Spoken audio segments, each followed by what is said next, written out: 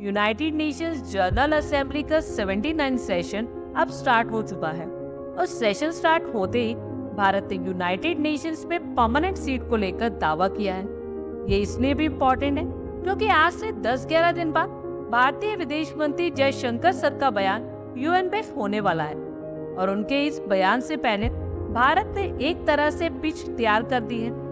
इसके अलावा संयुक्त राष्ट्र से बड़ी खबर ये आ रही है कि अमेरिका ने यूनाइटेड नेशंस की 2 परमानेंट सीट्स अफ्रीका के लिए देने का समर्थन किया है और एक सीट को बारी बारी यानी एक सीट रोटेटिंग होगी जिसमें डेवलपिंग कंट्रीज को बारी बारी मौका मिलेगा। अब देखा जाए तो अमेरिका का ये जो ऑफर है वो परमानेंट मेंबर कंट्रीज को तो सुटेबल हो जाएगा क्योंकि जहां चीन भारत को यूएन का स्थायी सदस्य नहीं बनाना चाहता, वहीं जर्मनी जापान को रूस और चीन नहीं देखना चाहते। दूसरी तरफ ब्राजील को अमेरिका नहीं चाहता था क्योंकि उससे चीन और रूस का प्रभाव बढ़ेगा। यही कारण है कि स्थायी सदस्यता को लेकर लंबे समय से विवाद चल रहा है, लेकिन अमेरिका ने इस बार जो दांव खेला है इस पर सभी देश मोहर लगा सकते हैं, लेकिन इससे भारत को नुकसान होगा और भारत जो इतने समय से अपनी परमानेंट सीट की डिमांड कर रहा है वो रोटेटिंग स्कीम में फंस जाएगा।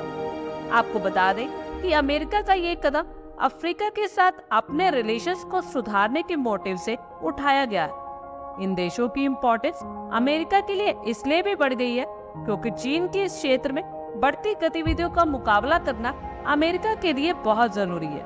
हालांकि अमेरिका लंबे समय से भारत, जापान, जर्मनी की यूनाइटेड नेशंस में परमानेंट सीट के लिए समर्थन कर रहा है और हाल ही में United Nations of security council में अमेरिका की permanent representative Linda Thomas greenfield ने कहा कि अमेरिका यूएन में सुधार करने के लिए इंटरेस्टेड है, तो इसके लिए वोटिंग प्रोसेस होना चाहिए। लेकिन परमानेंट मेंबर्स के पास जो वीटो पावर होती है उससे रिफॉर्म प्रोसेस में हमेशा कोई ना कोई रुकावट आ ही जाती है। क्या रिफॉर्म की बात तो काफी लंबे समय से चली आ रही है, लेकिन इसे लागू करना इतना आसान नहीं होगा क्योंकि कोई भी निर्णय पर 5 स्थायी सदस्यों की अप्रूवल की जरूरत पड़ती है।